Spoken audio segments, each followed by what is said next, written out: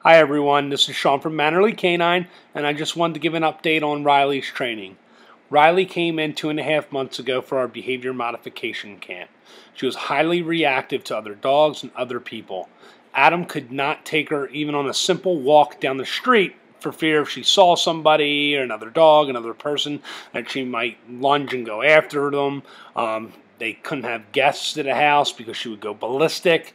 If they did have guests in the house, she would have to be crated, so she couldn't interact with people. So Adam contacted us and enrolled her in our behavior modification camp. So here is Riley right now. We've progressed to off-leash obedience. Riley started off-leash obedience this past Monday. Today is Thursday, so it's only been about 3 days.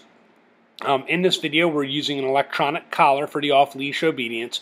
However, we don't train the dog per se with the electronic collar.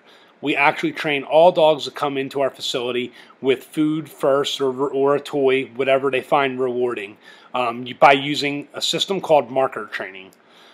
Once the dogs understand what is to be expected and they understand all the behaviors 100%, we do teach the dogs to move with the leash after the fact with the same system. So we teach them not to fight it and just to go with it. So when they go with it, we reward them with food. So then they understand, hey, whenever I'm being pulled a certain way with this leash lightly, I just move with it, no big deal.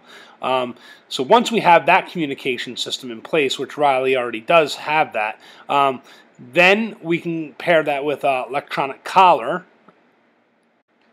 And then the dog understands that it's the same thing as the leash. So it's not really that big of a deal. Actually, I think probably Adam could count on both hands how many times he's had to use the collar since day one. So we don't really rely on it too heavily. It's just there to proof behaviors for the finishing stages. So when I say rely on it, we don't train the dog new behaviors with the collar. We use it as a proofing tool. And so in the past day, I think Adam said he had to press the button once, and it's on a very low level but right level for the dog. I think she works at about an 8 out of 100 on the e-collar technologies mini educator. Here is Riley in a long downstay. Adam went to the dugout, counted for 40 seconds, and now he's on his way to return to the dog. We always return to the dogs in the beginning when we're proofing the stays. And the reason for that is so they don't anticipate getting up and coming to you. So one mistake that a lot of owners make is they call their dog to come to them when the dog is in a stay. It's fine to do this for like 5 or 10% of the time. But 90% of the time to 95% of the time, you should always return to your dog. So in stays, we want the dog to see the picture of you returning to them and then they get up. Then this way, this will keep your stays a lot more solid.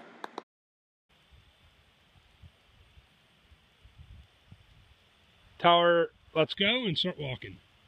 Let's go. And then you can YES that. Yes.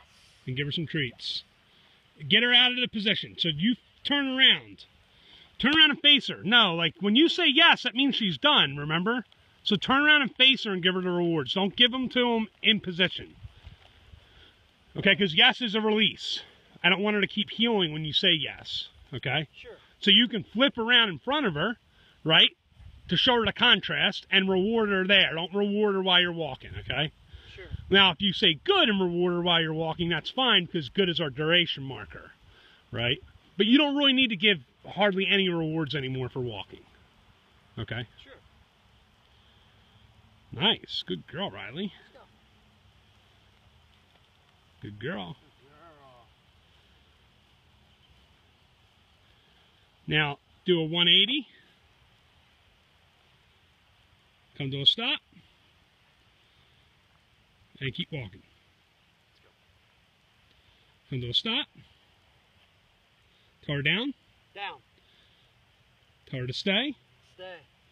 And then go all the way to the fence. And I want you to jog to the fence. And just keep your eye on her, though. Okay, so here I have Adam putting her in a really, really long downstay, distance-wise. It's probably well over 100 yards. And then I am going to have him recall her out of a stay because I just want her to see that she can be recalled from this big of a distance because she hasn't seen it yet. And again, we won't do a whole lot of these because I don't want her stays to start getting shaky. But we are going to do some here just so she does see the picture of this kind of a distance. And you can call her.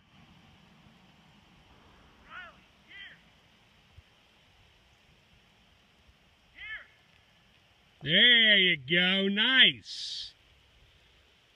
Look at that. Good girl. You can reward that. And right there, you'll see that Adam had to give her 2 commands to come to him, okay? Reason for that is because she's never been recalled at that kind of a distance. So it's exactly why we're doing it right now. Is so she does see that picture and understands it. She can come in that certain situation.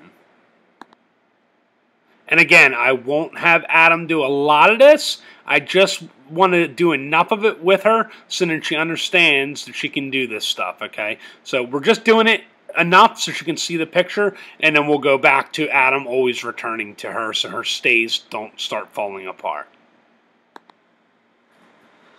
Just about any shelter, if they had this dog a couple months ago, would have most likely put this dog down. So kudos to Adam for doing the work that he's done with her and for him sending her to us to get it started for him. But, I mean, the guy is really dedicated, loves his dog, and these are the kind of owners that are super successful, are the ones that put in the work after the fact. So, congrats, Adam. Great job. Here at Mannerly Canine, we train dogs from all walks of life. Some are aggressive, some have bad manners, some don't listen to their owners. We can get it done. We do it on a regular basis. If you're interested in our training, and we hope you are, we would love to have you become part of our family and for your dog to become a Mannerly Canine.